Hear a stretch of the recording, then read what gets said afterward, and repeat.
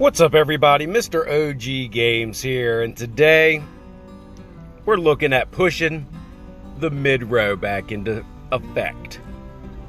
And what I mean by that is, well, you know that I have been strong in the back row, but up until this point, that's been the key. Now that we have some T9s boiling, it is time to get the workshop up so where we can get some T9 Havoc Stormtroopers going. Now, first I'll get this brewing up there. Now, what I'm referring to, well, up until this point, the back row has been really the prime offense that I have and that most have. Now, with the T9 mid-row Stormtrooper, it has some very nice bonuses and buffs that it can get. And I was going to show you while I talked here for a minute, but unfortunately I can't do much because this thing is still brewing up here. So let's go ahead and finish this out. I'll let the other two kind of build up as far as levels 24, 25, and 26. But I wanted just to kind of review with you guys what I'm referring to. Also, if you hear any background noise, I'm recording outside today. It's nice, little starting to get that mix of fall. One of my favorite times of the year. Nice breeze, cool temperature, so figured why not, right? So anyway, back to the level 9 Stormtrooper. Havoc Stormtrooper. What's going to make this guy so interesting putting him into the march is if we go ahead and check the buff. Every 3 seconds will cast a lightning chain dealing damage to up to 3 units. Okay? Here's the kicker. Attack the back row of the enemy first. Damage to a single target can be stacked. So that means no longer do you have to chew through the front and the mid row to get to that back row. You've got some Stormtroopers in the middle row that are going to target them first. So that's going to be a lovely addition to the march, and it's going to be more so for some PvP, not necessarily the PvE, which is your player versus environment. I think that, when you're attacking, a zombie or whatever the case may be, I don't think its effects is going to be as good as when you're attacking another player. Also, the other that we do get is the old Supreme Shielder. Now, I do run these, not a lot, but I do run them, and mainly for that back row HP. But also they provide basically a shield on a friendly target, and it can also offset some of the damage that they're taking. So mixing in some of these with the cannons in the back row, and even in a march or your fleet in general, is going to help out dramatically when attacking others. It's going to give them a little more shield so they take less damage.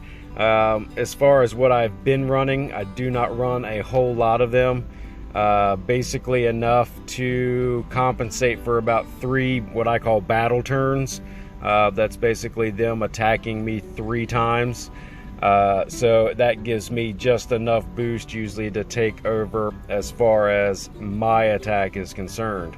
But the main thing I will be building up is the Havoc Stormtrooper. Now, if we look at the T7s, because I will utilize, in this case, I'll just train straight T9s because you only have the one building to do so. But we will have, looks like 226 to go ahead and level up to the T9. But they do give the same type buff, as you can see, but they'll be converted to the T9s. When we dealt with the T8s, we didn't get any mid-row troops. So going from 7 to 9 is really, 9 is where it's going to make its big deal. These troops are given every other, so your odd tiers will have this lovely mid-row attack, which I think is going to be good. And it's also paired with a little bit of tech at the bottom. You can see the magnetic grenade, which will further push the issue and make him a big contender. So I'm starting to see why now a lot of people had been telling me that the mid-row has changed a lot and it's really OP. And you know, now that I'm here at the T9s and working on this workshop to get this Havoc Stormtrooper in the mix, it will benefit me now as well, to where before I could only get up to T8, and of course you're mainly relying on the back row and you get away from your mid row. So I see what you guys are saying now. The T9 mid row is definitely where it's at right now.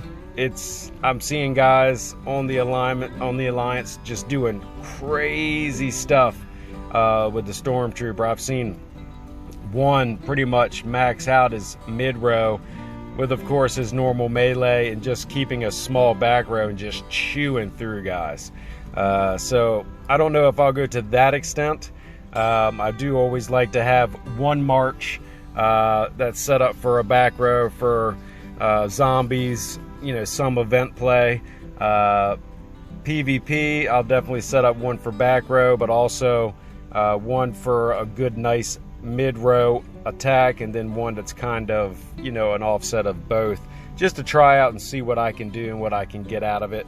But that's what I'm working on now. It's getting this workshop up to 26. As you can see, I'm going to need to do just a touch more gathering before I can get the next level going.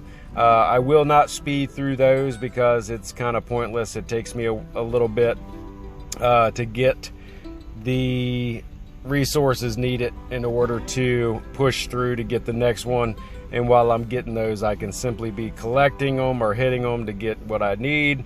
So it's coming in due time. And once I get that workshop to 26, we'll really start to get our full T9 march put into place. And also I'm getting very close to Commander 37, where I can finally get some SOS. I think that'll be a game changer for us, and I look forward to getting that first SOS out.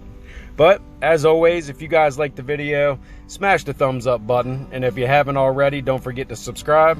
And until next time, y'all keep gaming, and I'll see you in the next one.